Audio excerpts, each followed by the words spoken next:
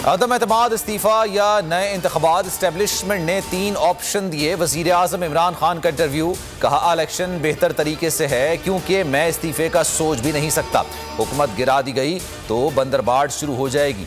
Opposition मुल्क कैसे चलाएगी? अगर हम तहरीक अदम एतमाद जीत गए तो कबल अज वक्त इंतखाबात में जा सकते हैं। आर्मी चीफ को हटाने की बातें नून लीग ने फैलाई।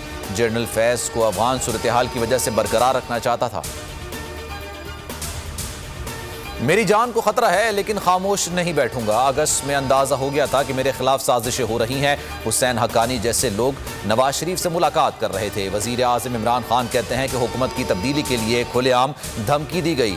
बेनकाब होने वाली साजिश 6 माह पहले तैयार की गई। 25 अरब रुपए का बैरूनी फंड साजिश में इस्तेमाल हुआ।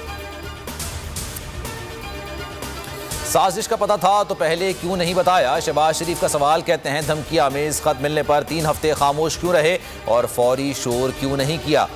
खुदा का खौफ करें, आप किसे बेवकूफ़ बना रहे हैं? आपने एहतिसाब के नाम पर बदतरीन इंतकाम लिया। एहतिसाब का बयानिया दम तोड़ चुका। दर्जनों मुकदमात में कोई सबूत पेश न कर सके। इमरान खान जाते जाते इदारों को नुकसान पहुंचा रहे हैं। खुद को बचाने के लिए कौमी सलामती फोरम इस्तेमाल कर रहे हैं। बिलावल भुट्टो जरदारी कहते हैं उम्मीद करते हैं इतवार तक कोई गैर जमहूरी कदम नहीं उठाया जाएगा। अगर कोई आईनी बहरान पैदा करने का सोच रहा है तो उसके नताइज संगीन होंगे। मुझे वजारत कानून का कलमदान मिल रहा है। कल ही शहबाज शरीफ की जमानत मनसूख कराने अदालत जाऊंगा। मुनहरिफ अराकीन के खिलाफ सख्त कार्रवाई होगी। फवाद चौधरी की धमकी। कहा शहबाज शरीफ का वजीर आजम बनने का ख्वाब चकनाचूर होगा। शेरवानियां सिलवाने वालों को शर्मिंदगी होगी। इमरान खान के तहफ़्फ़ुज़ के लिए इक़दाम कर लिए गए हैं। गवर्नर पंजाब ने उस्मान बुज़दार का इस्तीफा मंजूर कर लिया। पंजाब काबीना तहलील हो गई। नए वजीर आला के इंतखाब के लिए पंजाब असेंबली का इजलास तलब कर लिया गया। उस्मान बुज़दार को निगरां वजीर आला बना दिया गया। नोटिफिकेशन जारी।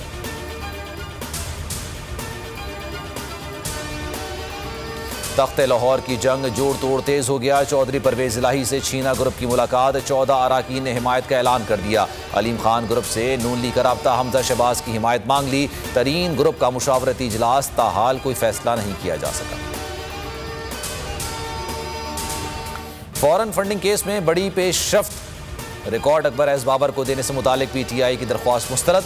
इस्लामाबाद हाई कोर्ट ने महफूज फैसला सुना दिया। फॉरेन फंडिंग केस नवंबर 2014 से इलेक्शन कमीशन में ज़ेर समाअत है। केपी इलेक्शन का दूसरा मरहला। पीटीआई ने तमाम जमातों को पीछे छोड़ दिया। 65 में से 41 तहसीलों के नताइज जारी। सूबाई इलेक्शन कमीशन के मुताबिक 20 पर तहरीक इंसाफ कामयाब। JUI फे 6, नून लीग 3 और ANP 2 सीटों पर कामयाब। 6 आज़ाद उम्मीदवार भी जीत गए।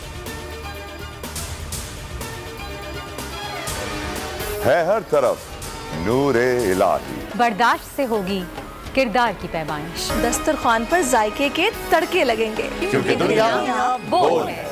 रमजान स्पेशल। और दीन दुनिया की रहनुमाई आलम दीन के साथ मायनाज शेफ के मुनफरिद और लजीज पकवान। सियासत की ऊंच नीच, मईशत की परवाज। जगमगाते सितारों और खिलाड़ियों को शाबाश। खुसूसी रमजान नशरियात पूरा रमजान शाम 4 से 6 दुनिया बोल है रमजान स्पेशल में। कल वक्त इतना ही। मजीद खबरों और अपडेट्स के लिए आप देखते रहिए बोल न्यूज़ और विजिट कीजिए हमारी वेबसाइट bolnews.com। एक ब्रेक के बाद आप देख सकेंगे प्रोग्राम ऐसे नहीं चलेगा। सब्सक्राइब करें और बेल दबाएं ताकि कोई खबर रह न जाए।